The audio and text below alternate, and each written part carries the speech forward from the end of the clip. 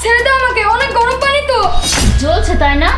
কোনো ব্যাপার না, আরো বেশি জ্বলা উচিত। তুই আমার সব সুখ শান্তি নষ্ট করে দিচ্ছিস। আর কি যেন বলছিলি, তুই তোর বাবাকে সবকিছু বলে দিবি যে আমার বয়ফ্রেন্ড আছে? আমিও দেখছি তুই কিভাবে বলিস। এখন তো শুধু তোর পা পোড়াচ্ছি, এরপর তোর জিভ পুড়িয়ে দেবো, তখন তুই বুঝবি। এভাবে তো পুরো শরীর পুড়িয়ে দেবো, তারপর দেখবো তুই কি করতে পারিস। এবার থামো বেবি, এতক্ষণে হয়তো ও বুঝে গেছে আমাদের দুজনের মাঝখানে আসলে ওর কি হতে পারে। কি বুঝতে পেরেছিস তো? এখন তো শুধু পা পুড়িয়ে দিয়েছি, যদি বেশি চালাকি করিস তখন বুঝবি আমি আরো কি কি করতে পারি। এখন যা, ওঠ, যা বাড়ির কাজ কর, সব যা। বাদ দাও বেবি, এমনিতেই ওর জন্য আমাদের অনেক টাইম নষ্ট হয়ে গেছে, এখনো তো আমরা আমাদের সময় কাটাতে পারলাম না। চলো। হ্যাঁ চলো। বেবি, এইসব তো ঠিক আছে, কিন্তু এই সম্পত্তি তোমার নামে কবে হবে? আরে তুমি এত চিন্তা কেন করছো? আর তুমি তো জানোই এই সমস্ত সম্পত্তির মালিক এখনো আমার এই সৎ ছেলেটা।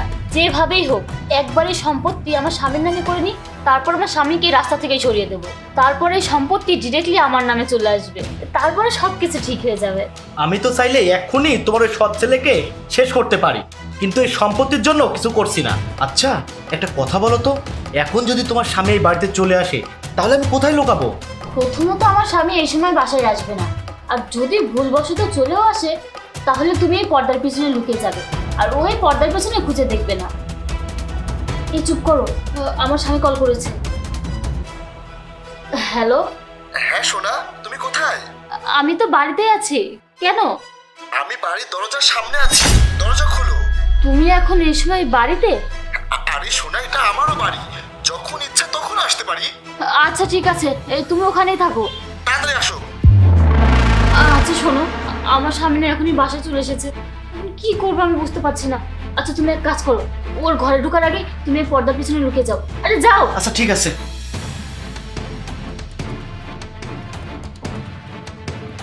বাবা তুমি চলে এসেছো? হ্যাঁ চলে আসলাম। সব ঠিক আছে? হঠাৎ এত তাড়াতাড়ি বাসায় কেন আসলে? হ্যাঁ সবকিছু ঠিক আছে, কিন্তু এটা কেমন কথা? এটা তো আমারও ঘর, আমার যখন ইচ্ছা আমি তখন আসতে পারি। ও হ্যাঁ অপু, আমি না আসার সময় একটা ম্যাজিক শিখে এসেছি। ম্যাজিক? কিসের ম্যাজিক? আমি 1 থেকে 3 পর্যন্ত গুনবো আর আমাদের ঘর থেকে তোমার বয়ফ্রেন্ড বেরিয়ে আসবে।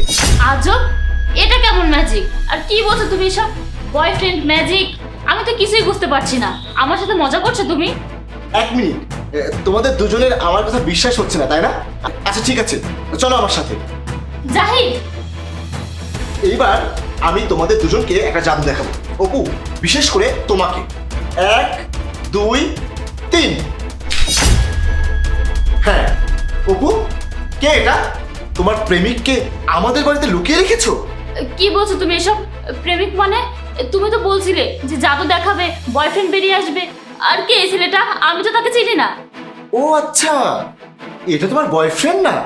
তাহলে অবশ্যই চোর, চুরি করতে এসেছে আমাদের বাড়িতে।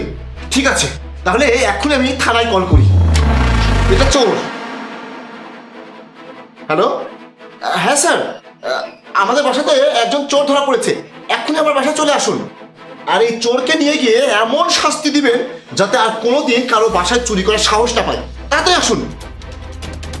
হ্যাঁ, পুলিশ টিম বেরিয়ে পড়েছে আর কিছুক্ষণের মধ্যেই চলে আসবে। আচ্ছা, ওদের জন্য অপেক্ষা করে কি হবে? আমিও তো তার আপ্যায়ন করতে পারবো তাই না? কি বলো, আমি ওকে থানায় নিয়ে যাই? ঠিক আছে, চল। স্যার আমাকে আর মারবেন না, আমি আপনাকে সব সত্যটা বলছি। আমি যা কিছু করেছি সব আপনার বউয়ের জন্য করেছি, কারণ তিনি আমাকে বলেছিলেন সবকিছু আপনার সন্তানের নামে আছে। এই সম্পত্তি নেওয়ার জন্য আমি শুধু এনাকে সাহায্য করেছি, আমি জেনে বুঝে কিছু করিনি। প্লিজ স্যার আমাকে ক্ষমা করে দিন, আমাকে যেতে দিন।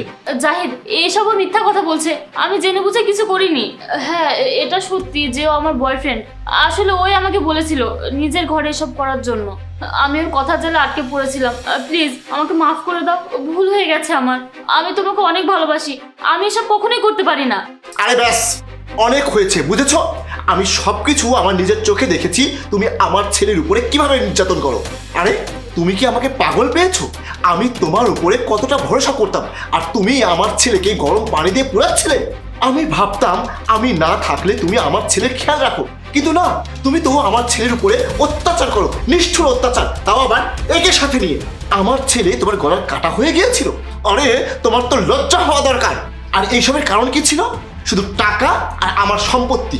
আরে অপু, তুমি যদি আমাকে একবার ভালোবেসে বলতে, আমি সব কিছু তোমার নামে করে দিতাম। কারণ আমার কাছে সম্পত্তির চেয়ে সম্পর্কের মূল্য অনেক বেশি। আর এই দুনিয়াতে আমার কাছে আমার এই সন্তানের চেয়ে বড় আর কিছুই নেই। তোমার জন্য এটাই ভালো হবে, তুমি এই মুহূর্তে আমার বাড়ি থেকে বের হয়ে যাও, আর তোমার ডিভোর্সের কাগজ তুমি পেয়ে যাবে।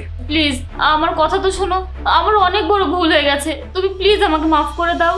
আমাকে আর একবার সুযোগ দাও প্লিজ। আমি কোথায় যাব?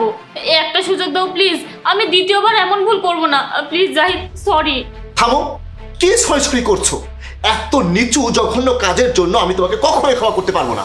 ভালোই ভালোই এক্ষুনি বের হয়ে যাও, তুমি বের হয়ে যাও। বাবা, তোমার চিন্তা করার কোনো দরকার নেই, আমি চলে এসেছি, আর কেউ তোমাকে অত্যাচার করবে না।